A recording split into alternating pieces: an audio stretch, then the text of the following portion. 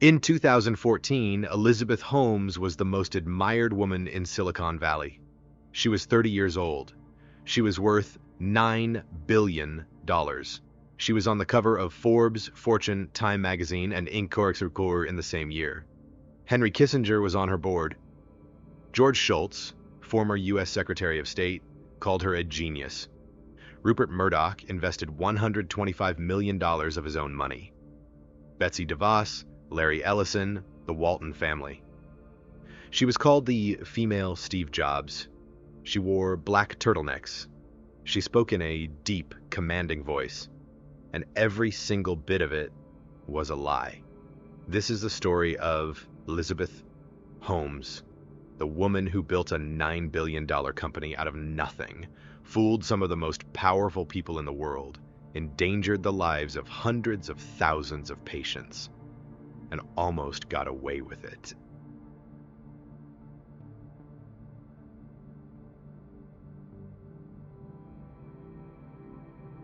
Elizabeth Ann Holmes was born in Washington, D.C. in 1984.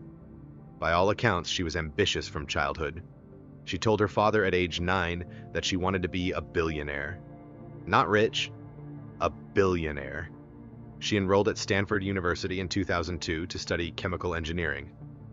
But by 2003, during her sophomore year, at just 19 years old, she dropped out. She had an idea. The idea was simple, at least on paper.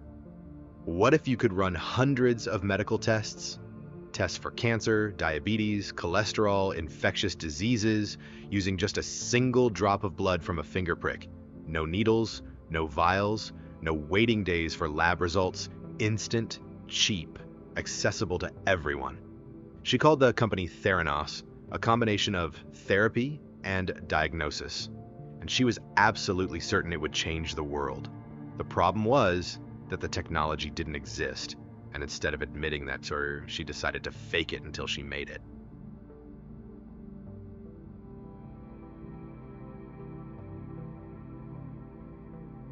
In the early years, Theranos operated in complete secrecy. Holmes had a paranoid obsession with confidentiality.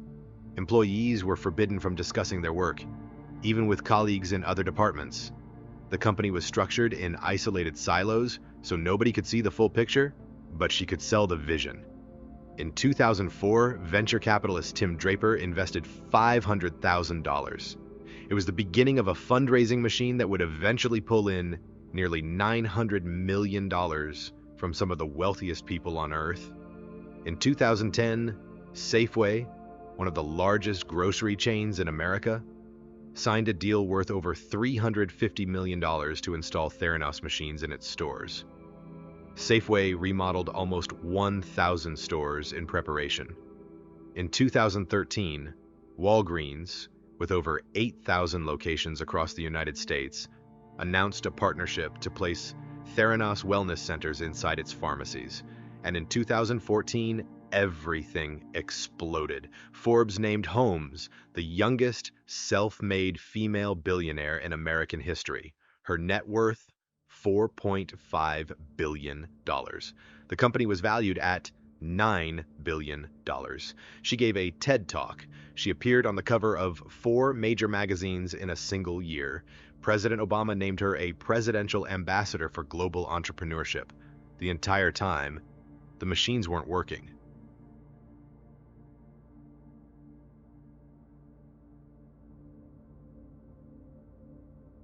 Theranos' proprietary blood testing device was called the Edison.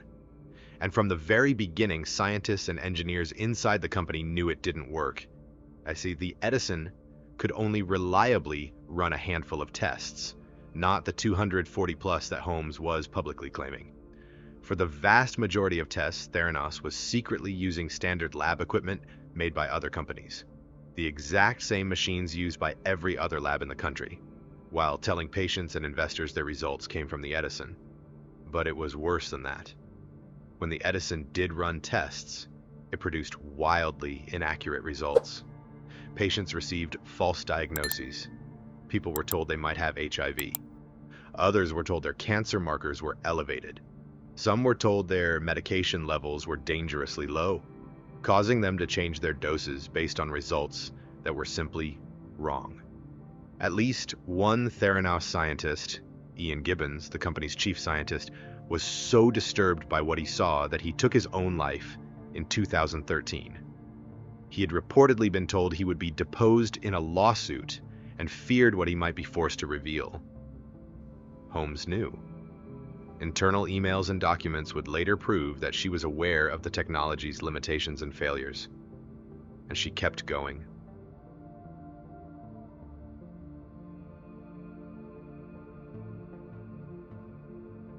The walls started closing in when employees began speaking out.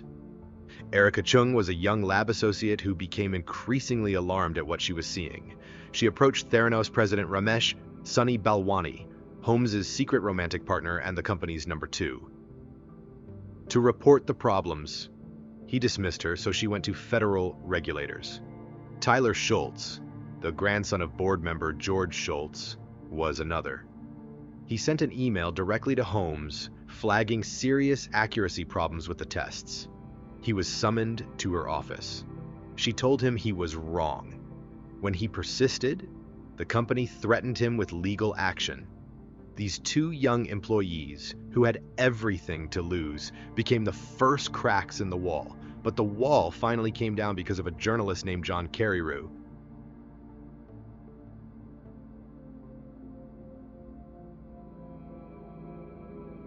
In October 2015, the Wall Street Journal published a front-page investigation by reporter John Carreyrou. The headline was simple: devastating. Theranos had been running only a small number of its tests on its own device, as the rest were run on conventional lab machines. The company's proprietary technology didn't work as advertised. Holmes went on CNBC the same day and called the story factually and scientifically erroneous. She doubled down. She went on offense. But it was over. The FDA released a damning report. Federal health regulators from the Centers for Medicare and Medicaid Services inspected the Newark lab and found it in such poor condition that it posed a risk to patient safety. They threatened to revoke the lab's certification and ban Holmes from operating a lab for 2 years. Walgreens terminated its partnership. Safeway wrote off its investment. Forbes revised Holmes' net worth to 0. The company that had been worth $9 billion was collapsing in real time.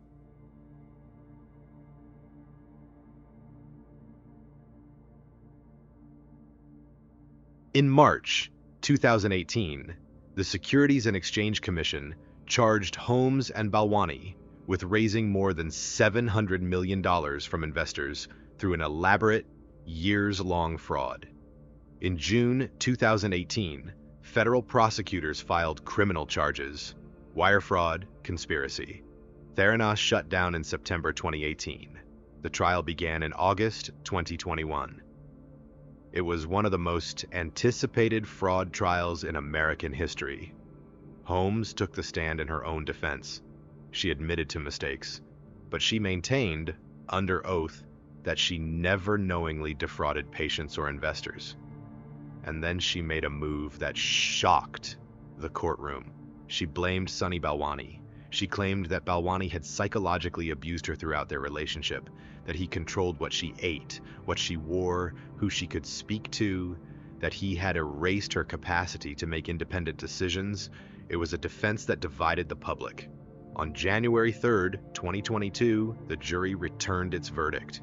Elizabeth Holmes was found guilty on 4 counts of criminal fraud and conspiracy. She was sentenced to 11 years and 3 months in federal prison. She began serving her sentence on May 30th, 2023.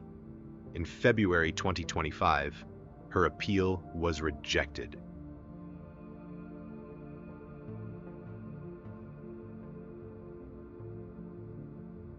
The damage from Theranos is almost impossible to quantify. Nearly $900 million lost by investors, hundreds of thousands of patients who received inaccurate test results, patients who made life-altering medical decisions based on data that was simply made up, a scientist who took his own life. And perhaps, most unsettling of all, it almost worked. Elizabeth Holmes came within inches of pulling it off. If the Wall Street Journal hadn't published that story in 2015, if Erica Chung and Tyler Schultz hadn't risked everything to speak out, she might still be running Theranos today. She fooled Henry Kissinger. She fooled George Shultz. She fooled Rupert Murdoch and Betsy DeVos and the US government. All she needed was a little more time. If you found this story as disturbing as I did, subscribe, because this is just the beginning.